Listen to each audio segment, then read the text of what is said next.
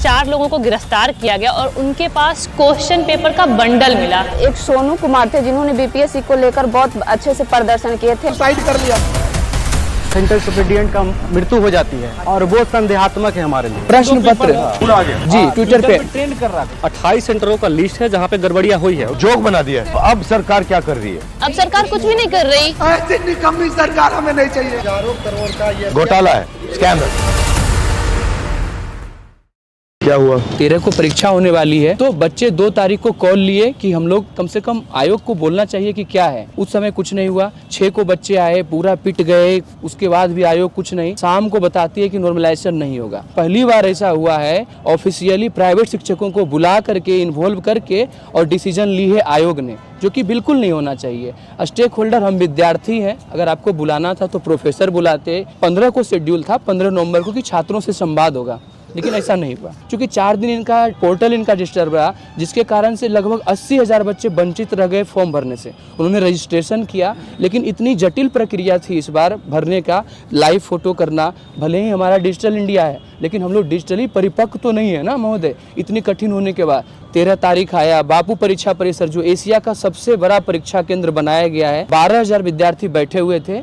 उसमें से hall number 5 या 4 है जिसमें से प्रश्न पत्र ही नहीं मिला। मतलब ड्यूरिंग इंटायर एग्जामिनेशन प्रश्न पत्र मिला ही नहीं, बच्चे खाली हाथ चले गए। उसके बाद विरोध हुआ तो बच्चे बाहर आ गए। उसके बाद आयोग एलिगेशन लाया कि हम लोग नॉनसेंस हैं, कि आप लोग का गलती है। नॉर्मलाइजेशन हम लोग जो विरोध किए थे पहले 6 दिसंबर को, वो एक नोटिफिकेशन जारी करते कि नॉर्मलाइजेशन हम नहीं लेंगे।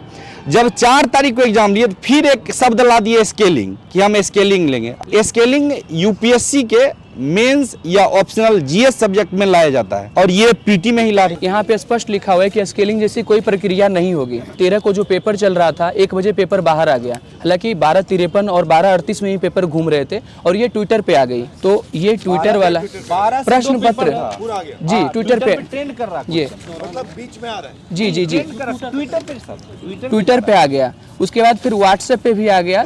महोदय मैं वहाँ बोल रहा था ना कि कुछ को प्रश्न पत्र नहीं मिले, कुछ हाँ।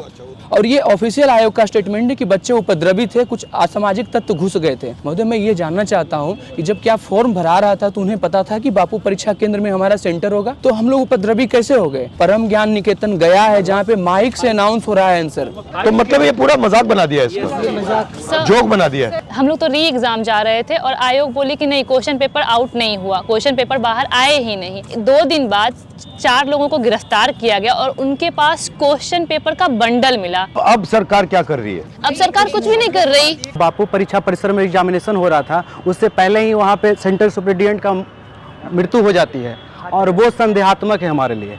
जबकि हम लोग पिछले 18 तारीख से गर्दनी बाग में बैठे हुए थे। आपकी क्या सोच है कि ये पूरा सिस्टम कोलैप्स हुआ है? हजारों करोड़ का ये घोटाला है, स्कैम है। हजारों करोड़ का स्कैम है और हम सिर्फ इतना कहते हैं कि री एग्जाम हमको करवा दीजिए। और सीएम आपसे बात क्यों नहीं कर रहे? ये बिहार के अंदर में एक रैकेट चलता है, जो कि पूरा का पूरा एसएससी का पेपर हो, एनटीपीसी का पेपर हो, दरोगा का पेपर हो, बिहार पुलिस का पेपर हो। 67वें बीपीएससी में भी जो है वो इसी तरीके से हुआ था, तो पूरा एग्जाम कैंसिल हो गया था। ये जो बीपीएससी के जो चेयरमैन है वो गुजरात के रहने वाले हैं, ठीक है।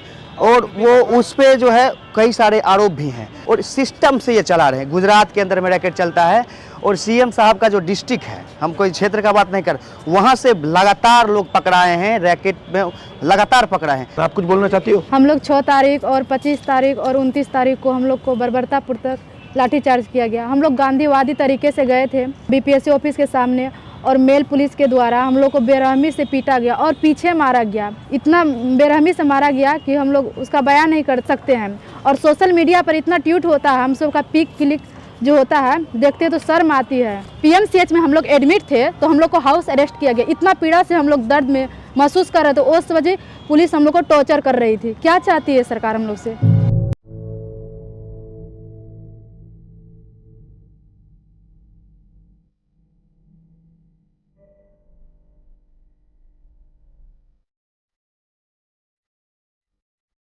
सर बीपीएससी चेयरमैन का कहना है कि एक सेंटर पर गड़बड़ी, जबकि सर मेरे पास 28 सेंटरों का लिस्ट है, इसमें 22 और दे दीजिए।